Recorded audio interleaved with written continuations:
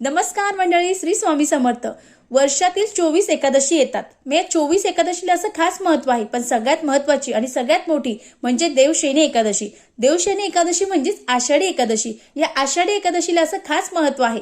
अहो मंडळी, येत्या 6 जुलै 2025 ला वार रविवार येत आहे आषाढी एकादशी। मग या आषाढी एकादशी निमित्त आपल्या आषाढी एकादशीला आपल्याकडून काहीतरी सेवा व्हावी आणि त्यासोबत आपले जे विठुराया आहेत त्यांची आपल्यावर अखंड कृपा राहावी, यासाठी आपल्याला अगदी साधा आणि सोपा उपाय करायचा आहे। तर आपल्याला आपल्या जीवनामध्ये अनेक अडचणी आहेत, नोकरीच्या समस्या आहेत, ते दूर करण्यासाठी आपल्याला येत्या आषाढीला एकादशीला न चुकता पिवळ्या रंगाची जे ही वस्त्र आहेत, ड्रेस आहेत, साडी आहेत, कुर्ता पैजामा आहे किंवा पुरुष आहेत त्यांनी पिवळ्या रंगाचा जो शर्ट आहे तो परिधान केला तर आपल्या जीवनात ज्याही नोकरीच्या समस्या आहेत त्या सुटणार आहेत। आणि त्यासोबत तुम्हाला तुमच्या देवघरामध्ये किंवा तुमच्या आजूबाजूला विठ्ठल रुक्माईचं मंदिर असेल तिथे तुम्हाला न चुकता तुळशीपत्र अर्पण करायचं आहे। आणि तुळशीपत्र अर्पण करताना तुम्हाला ओम नमो भगवते वासुदेवाय नमः या मंत्राचा जप करायचा आहे आणि न चुकता तिथे तुपाचा, शुद्ध गाईच्या तुपाचा दिवा लावायचा आहे। याने आपल्या अनेक समस्या सुटणार आहेत। व्हिडिओ कसा वाटला कमेंट्स करा।